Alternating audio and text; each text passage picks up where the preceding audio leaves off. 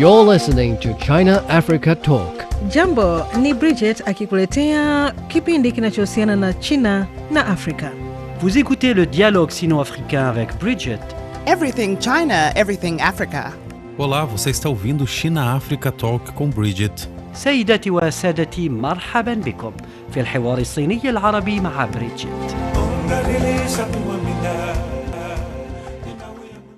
At this year's two sessions, the annual meetings of China's top legislator and top political advisory body, China has reaffirmed its commitment to high-quality development with a focus on optimizing its economic structure and improving growth quality. As China enters a new 5-year plan cycle, its push for high-quality development and continued reform is expected to serve as a stabilizing force in an increasingly uncertain global landscape. So what progress has China made in advancing high-quality development, and in which sectors could China's shift toward new quality productive forces create opportunities for Africa? Joining me now to discuss these questions are Charles Onunaiju, Director of the Center for China Studies in Nigeria, and Liu Baocheng, Director of the Center of International Business Ethics, University of International Business and Economics. I'll begin our discussion there with you, Professor Liu. The two sessions provide insight into how China intends to promote high-quality development and maintain the impetus of reform in an ever-changing global landscape. Why does China place so much value on high-quality development? I think this is a realistic and scientific assessment of where China is now at this stage, because after nearly 5 decades of rapid expansion driven by investment, exports, and labor-intensive manufacture, now China has already earned the capability and the space to make a change in the economic drivers. So therefore, we need to lessen our efforts on the growth by quantity, but rather by quality, to focus more on sustainability, efficiency, and economic resilience. Okay. So for that, the high-quality development seeks to address several structural changes. One is that we are facing lower global demand and rising geopolitical uncertainty. So that requires us to look more for domestic innovation and also for domestic consumption as a driver. Secondly, we also face some of the demographic changes with more of the aging population and shrinking workforce. So how we can really cultivate the gray hair generation as a consumer base. So that's something that requires high-end service. And then we also face the environmental constraints. So that makes our green development far more essential than before. Lastly, we're also facing technological competition. So especially in some of the strategic sectors like semiconductor, artificial intelligence, and advanced manufacturing.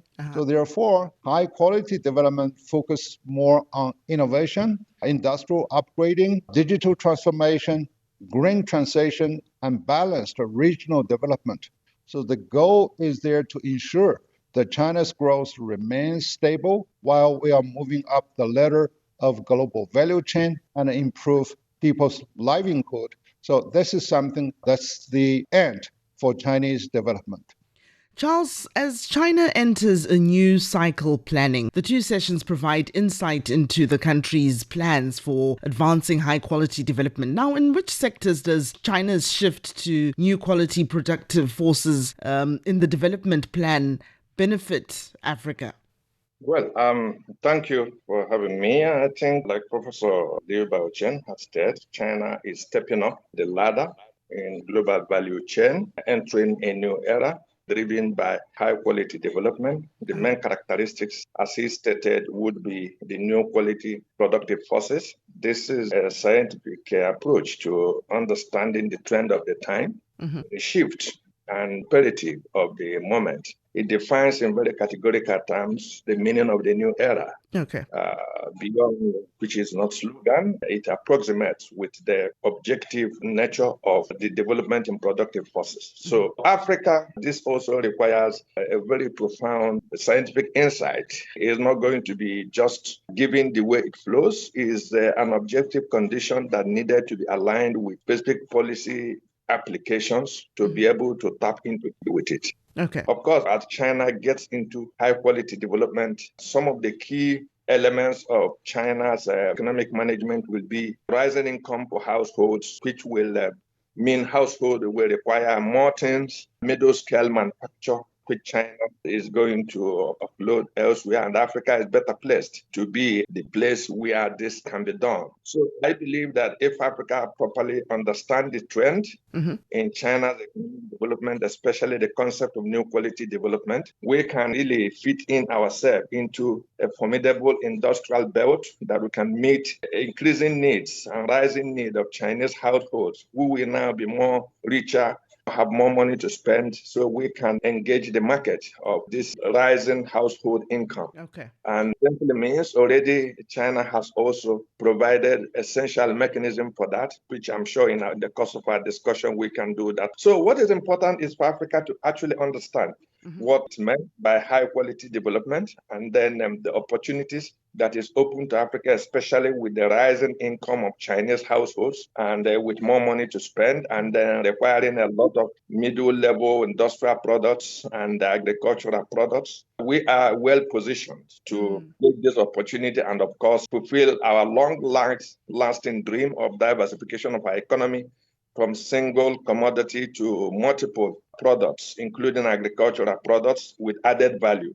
So we are really at the cutting edge of a new economic breakout. Okay. But it has to do with seeing this opportunity and driving necessary policy measures to engage it fully. So the China new high quality production, high quality development provides a very important opportunity for Africa, especially with a concessional market access, which China has graciously offered. So we are really at the cusp of a new beginning in Africa, especially in solid economic delivery and added value to our exports, and of course, climbing up the industrial chain and also reaping benefits of this new technological breakthrough that will accompany this industrial climb up.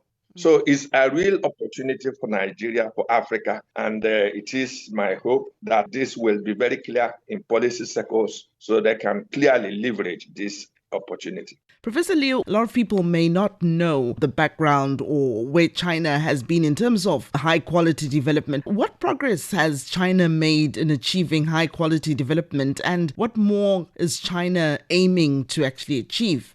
Well, over the years, China has already made noticeable progress in many areas. One is the foundation for economic takeoff, which includes sufficient infrastructure in terms of the roads, airports, and seaports, etc., and also telecommunication. So this is there to support the high mobility of all economic resources. At the moment, I'm now in Yunnan, which is really the southern eastern part of China. Now you can really drive a car very smoothly and go through a tunnel of more than 6 kilometers. So this can really there to invigorate the dynamism of economic cooperation between different regions, and producers can easily get into touch with the end market, and together with all the e-commerce, etc. And particularly over the last 20 years, as I noticed, the technological advancement has been there to support the Chinese industrial upgrading. Now we are at the forefront in many of those emerging industries like electronic vehicles, renewable energy equipments, high-speed rails, digital platforms, now robotization over the manufacturing plants, aerospace, and biotechnology, etc. And then the green transformation is still on the high agenda because China has already committed to the entire global community with regard to carbon peaking and carbon neutrality. And so this can really drive China to strike a fine balance between economic growth, the end tip of the industrialization, together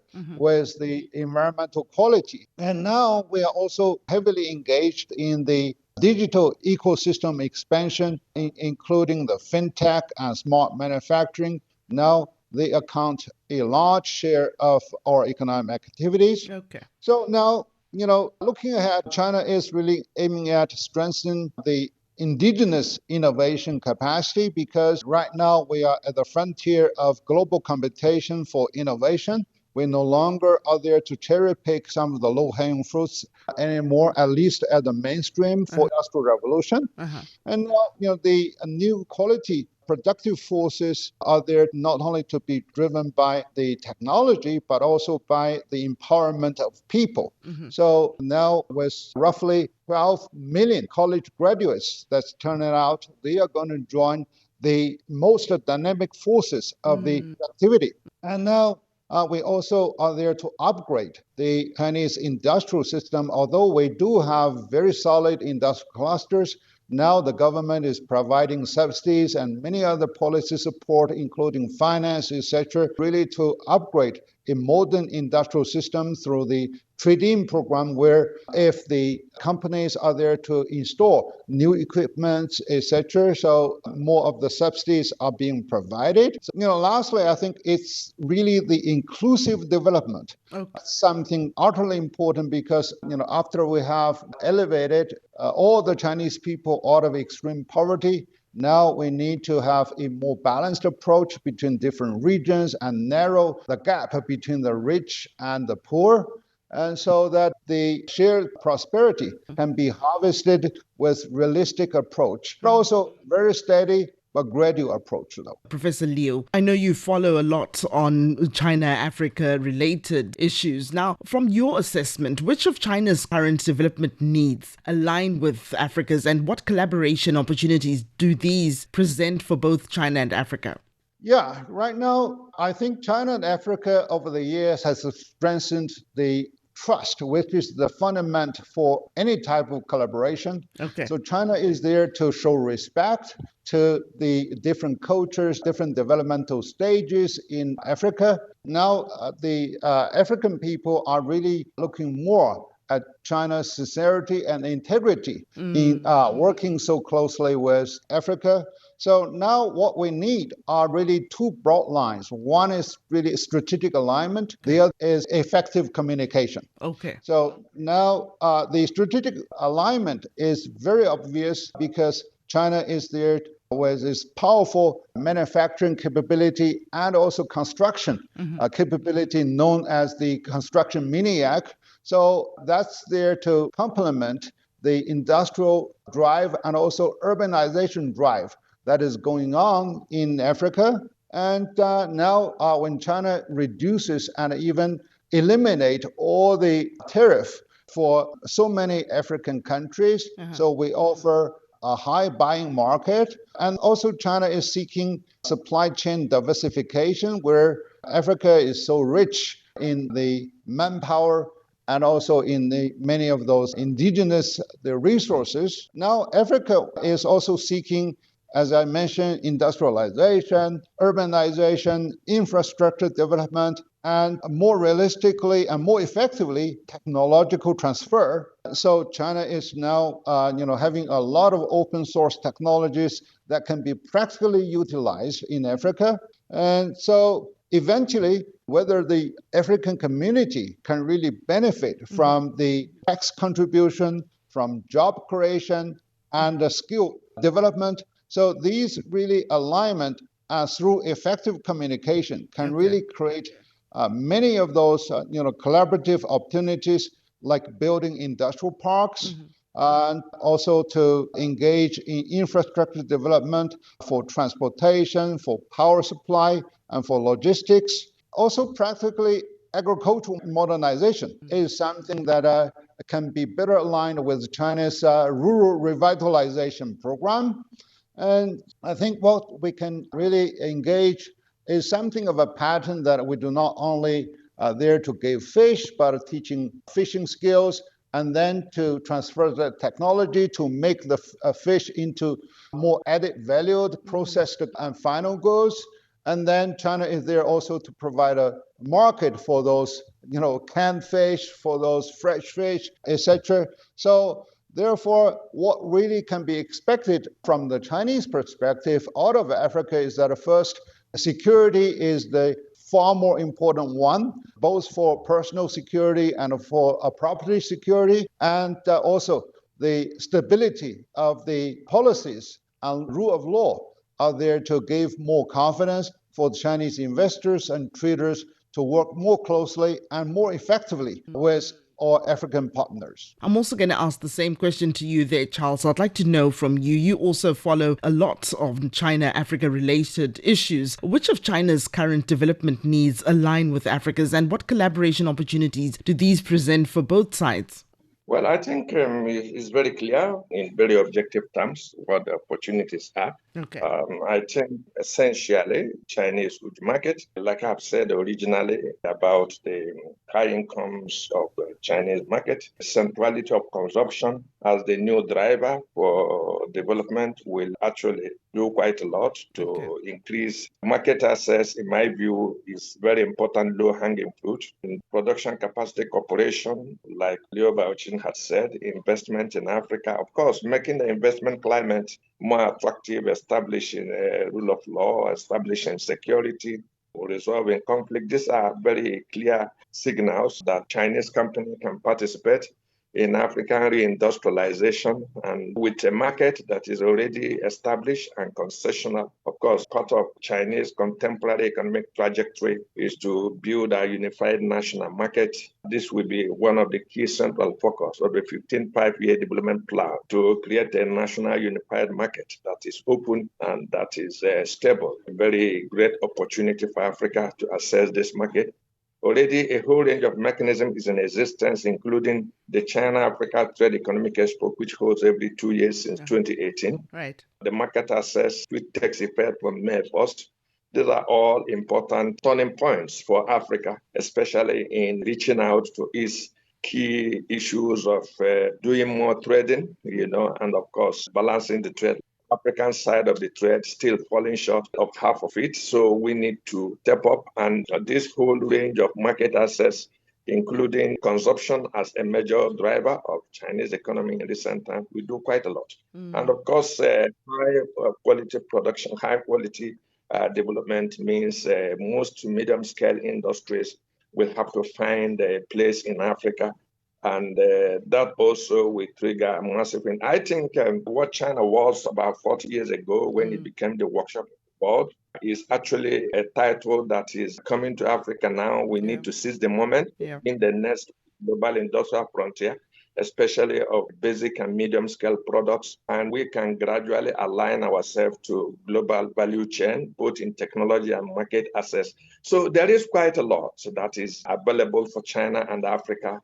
Still on you there, Charles. What are the spillover effects of China's high-quality development on industry in Africa? Can you share some examples? Well, of course, like we have extensive special economic zones. Special economic zones in Africa has become a hub. A whole lot of more Chinese companies are getting into the special economic zones, one in Nigeria, one in other parts of Africa, and in Ethiopia. These are very important. What is important is to create more opportunities and make for more Chinese companies to engage. Like I said, high quality development reflecting the objective development in China trajectory, and especially with the new quality productive forces which reflect this trend, means that a whole range of industries will have to be more market-oriented or market-relevant, relocating, operating from Africa. So these are the spillovers, industrial growth, industrial collaboration. And this is not new. For over 10 years, China has extended hand on industrial and production capacity cooperation, and encouraging her investors, her industries to come to Africa. What is important is to create a condition for these industries to actually participate and for these industries to become viable in Africa. So these are essentially the spillover of the high quality development, which means we will have a whole range of new industries into Africa. And what is important is to create the condition in which these industries thrive. Because like we know, these industries are not missionaries, they are not NGOs.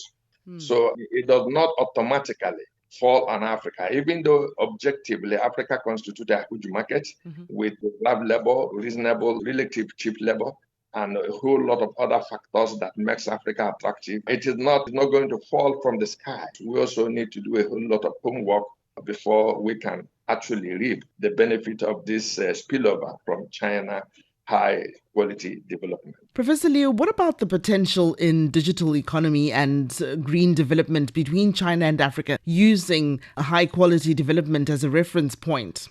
Yes, I think you have pinpointed two of the most promising areas for China-Africa cooperation under the framework of high-quality development and a strengthened strategic partnership. In terms of the digital economy, China has a strong experience in building massive e-commerce platforms. Right. And this can really link each other's market immediately. And then the modern payment system with all the mobiles now in China, we do not really carry a penny going out with a mobile phone. We can handle all type of payments. I think, Bridget has also very, very strong experience in doing that. Yeah. And the smart logistics, with all the connectivity between different regions. So the endpoints are really now being weaved into a nationwide network. So that can really help not only to deal with quick delivery, but also to be able to help the price discovery and price formation on market mechanism.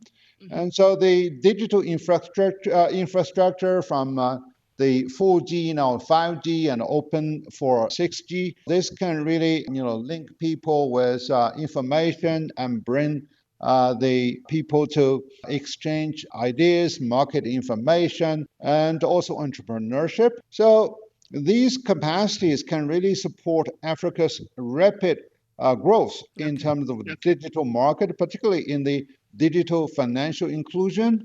For example, dealing with microcredits, with better transparency and immediate connectivity. And the cross-border e-commerce are really booming at the moment, simple as USBs, not to mention to engage in dealership of the BYD e-cars, etc. So the smart agriculture is also there to be inspired by China's practice. It's not only the drones that are really hovering around those arable land and they observe the crops and also predict the weather, etc. But that's also supported by the floor price the government can really provide, and also the insurance that's there to give confidence to the Chinese farmers through the digital connectivity. And then in terms of the green development, China is now so much so resolved in building its renewable energy technology. So Africa has such a great potential in doing that, including solar,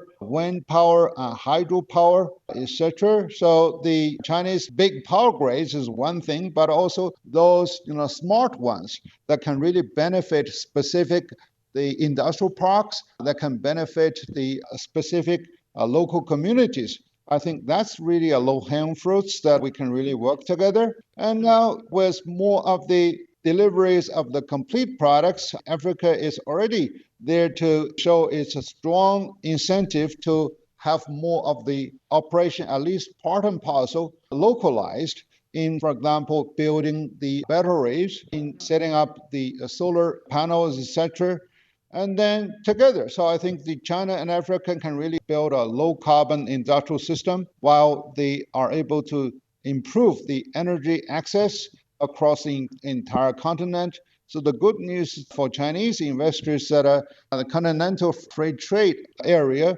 is also there, not only there to provide specific opportunities in a specific locality or specific country, so they can have a far strong spillover across the entire region. So this is something that can really help a great deal for us to strengthen our cooperation in the two areas that you mentioned. One is the digital economy, the other is green development. With 2026 marking 70 years of diplomatic ties between China and Africa, what should the focus shift to in terms of high quality development? Well, when I emphasize production, get access, I'm actually looking at activities that create more values, especially in Africa, rather than not just transactional things. Of course, I am aware e-commerce, digital economy, these are all improved platform for transactions and has impact on value creation. But I am much more focused on how this new stage of China development can support creation of real value in Africa. These areas I am particularly concerned and talk about the prospects for industrial cooperation, talk about the prospects of improved market access, enhancing added value exports for Africa, because some of the challenges we have in Africa is, of course, we continuously improve the transactional platform.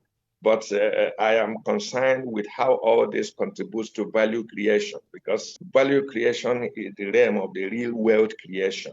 Okay. And in my view, that is the essential contradiction and crisis in Africa.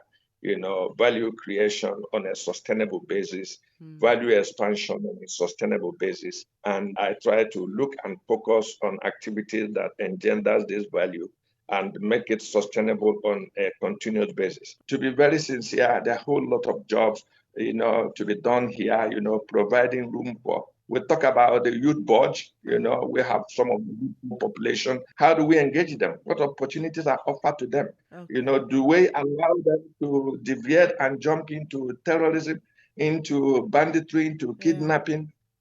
These are all challenges. What kind of social order do we create that is inclusive, that bring the best out of our people? These are existential challenges, because if we don't contend with these issues, these opportunities are not going to convert into advantage on them. I think now more of the homework that needs to be done on both sides. What exactly needed on the African side? People are all talking about high quality development, leapfrogging, etc. What is really a realistic condition that is more receptive to practical technologies? So that's something utterly important, because with so many African countries at different development stage, different institutional setting, so it is not really a one-size-fits-all issue. That's there to benchmark the Chinese new quality productive forces. But broadly speaking, the digital infrastructure without the legacy system that can be considered, it's just like, the African can really shift from no telecommunication now shifting into mobiles without really the landlines. So that can also be considered in the digital infrastructure. And renewable energy instead of fossil-based fuel. As a matter of fact, Africa has exported a lot of the minerals. Now they need really to take a better advantage of their own resources, at least to add value for exports, or to utilize them more locally for job creation and also for the higher premium price. So the other is really the development of the smart technologies and digital trade platforms, so that locally they can really get connected with the rest of the world in the marketplace and also on the supply side. So do it more practically, and so that they can really pick the low-hanging fruits and amplify the benefits to the workers and to the local community to fit their peculiar condition. Right. So this is a highly realistic one. Charles, on May the 1st, 53 nations will gain zero tariff access to the Chinese market. How will the concept of high quality development influence future dynamics? And beyond trade, what does this mean for Africa? Well, I think something clear, when we speak about Africa, we're speaking actually about 53 different countries with diplomatic relations with China.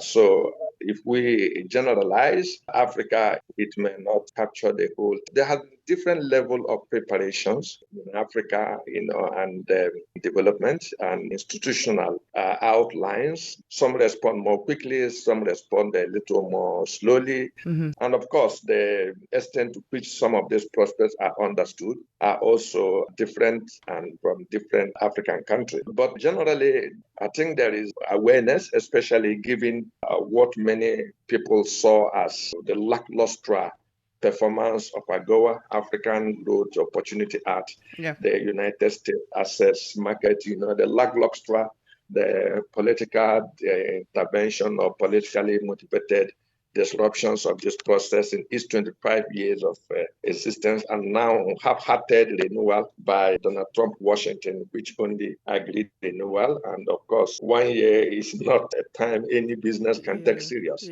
So high quality development in general terms, like it's been China entering into a new stage of high development, of course, defined the concept of new era, new quality, high quality productive forces, high tech, science tech, this new industrial formation, AI, quantum computing. These are high level scientific and industrial stage of China development that will take the country to the next level of the global industrial chain. And like I said, these are all with the concept of new consumption as a major driver of the economy. Of course, innovation is there. That is the high quality development, of course, with the new quality product of forces. But there is also high level consumption, that will be triggered by high incomes of households. So basic need of these households are real opportunities for medium-scale manufacture. Traditional manufacturing will not disappear. The need for these households, agricultural products, will also remain very high. And of course, this is where Africa comes in to respond to this new demand, can make significant impact in this area. But I think the idea of high quality development is not a very difficult concept to understand. It's simply of new production, that will be triggered by high scientific and industrial at a much higher level. Professor Liu, looking at the modernization plan discussed during the two sessions, what does it signal in terms of how China's shift to new quality forces offers Africa and the rest of the global south a leapfrog into a high-tech future? Yeah, my understanding is that first, the adoption of digital infrastructure without the legacy system. So this can really give inspiration to many of those countries. Like Charles has mentioned, globally, it's really the reallocation of the production forces in which it forms a waterfall type of efforts. Second is the rapid expansion of renewable energy. And so how Africa can also balance between environmental protection versus its industrialization process. So Africa has to be more selective in those technologies and models of doing business. And the smart manufacturing and digital trade platform are really the one that can immediately amplify in Africa.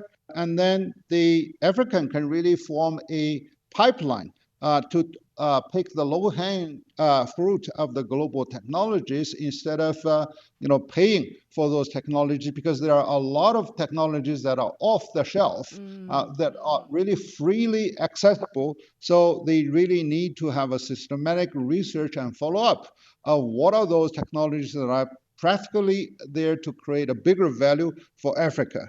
So what is really needed in Africa, of course, is still infrastructure, energy supply, educational support, and also regulatory framework that are there to help Africa and also the global south at large to escape the intermediate stage of industrialization and urbanization, so that they are able to move directly into parts of the digital and green economy and forming a more stable and sustainable ecosystem for them to prosper on a very steady basis. Now, just to wind up our discussion, gentlemen, At a press conference on the sidelines of the fourth session of the 14th National People's Congress, Chinese Foreign Minister Wang Yi said the China-Africa friendship has withstood the test of changing international circumstances, demonstrating strong vitality. Now, what have been some of your takeaways from Wang Yi's comment on China-Africa ties, and what's the increasing significance of building a China-Africa community with a shared future? I'll begin there with you, Professor Liu. Yeah, I could decipher three implications of Foreign Minister Wang Yi's message in the shared future with Africa. First, the relationship has proven to be highly durable and reliable across different geopolitical cycles around the world. So despite some of the headwinds and upheavals going on in the world, our trust and our sincerity has proven with time. And so this is really the basis to maintain cooperation and also to get a close tie both on a political and economic front. Secondly, the China-Africa cooperation has really gone to such a stage that we reflect the strategic partnership rather than a donor-recipient relationship anymore. So how to help Africa to really walk on their own feet with their own autonomy, but while working together on contractual basis and to unleash the power of market economy across different borders. So this is the second tier of his message.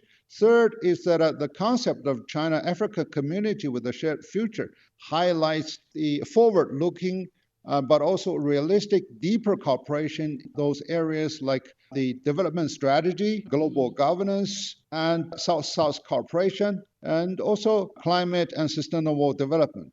So as the global power structure is they're evolving very rapidly, so this type of partnership can really play a larger role in amplifying the voice of developing countries and shaping a more inclusive international economic order so that we see more of the equity playing field that's there available for both China and Africa that can also benefit the global South. How about your thoughts there, Charles? We're quite aligned with Professor Liu Baocheng on the new partnership that is actually now beyond a donor-recipient relationship. A whole range of Africa and China relations have developed. What is happening beyond China, Africa has become really substantial. It's become very central to both sides. They are not optics. They are not mere symbolism. When Chinese foreign minister come to Africa at the start of every year, is not optics.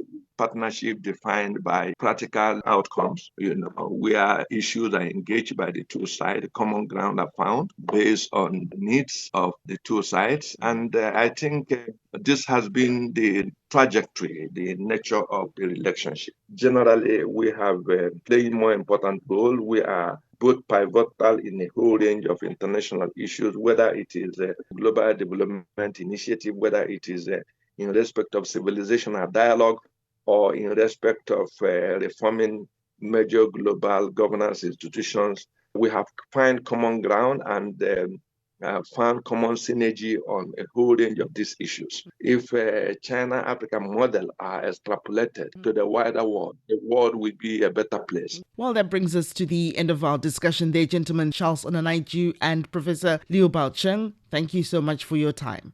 Yes, thank you. Always a pleasure. Listeners, you can subscribe to our online newsletter on CGTN or Substack to get more insights on China-Africa relations. Just search China-Africa Talk. For now, it's goodbye. Thanks for listening.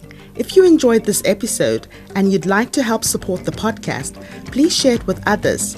Post it on social media or leave a rating and review. Thanks again. See you next time.